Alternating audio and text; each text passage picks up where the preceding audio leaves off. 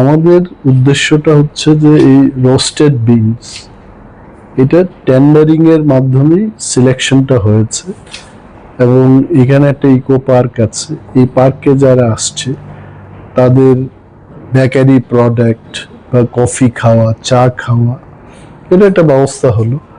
এবং আমাদের এনসি যার ডাইরেক্টর প্রসাদ রাও এখানে উপস্থিত আছেন, এনসি থেকে আমাদের হ্যান্ডিক্রাফটসের উপর অনেকগুলো প্রোডাক্ট থাকে।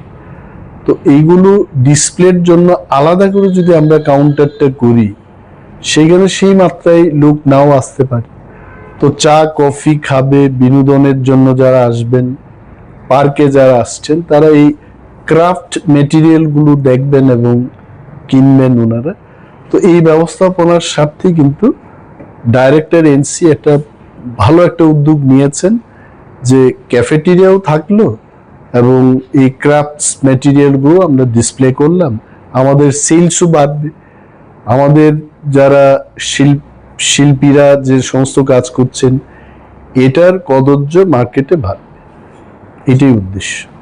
আর কি এরকম কোনো পরিকল্পনা আছে? না, পরিকল্পনা নিশ্চয়ই আছে, কারণ এটা না করে কিন্তু এখানে মানে ভিজিটার্সদের ফুটফল বৃদ্ধি করা যাবে না।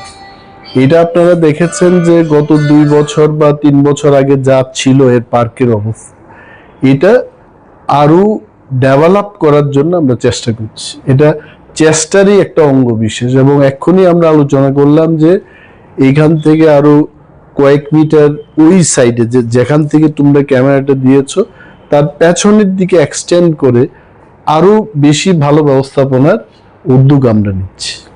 Thank you.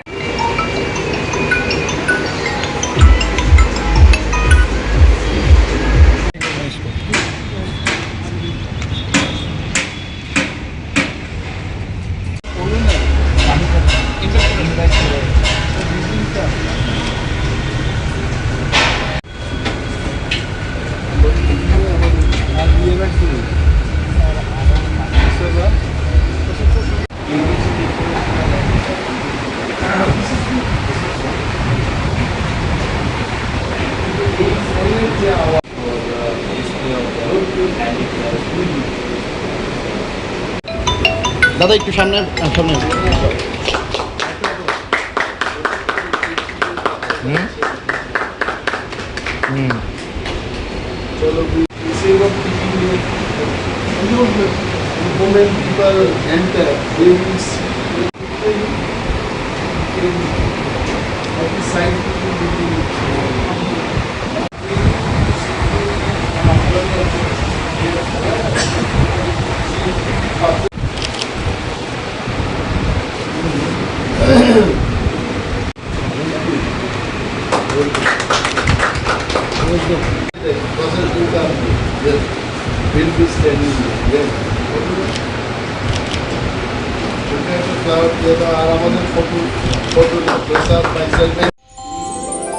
আমার দেশের স্বাদ গন্ধ আমার সবচেয়ে প্রিয়।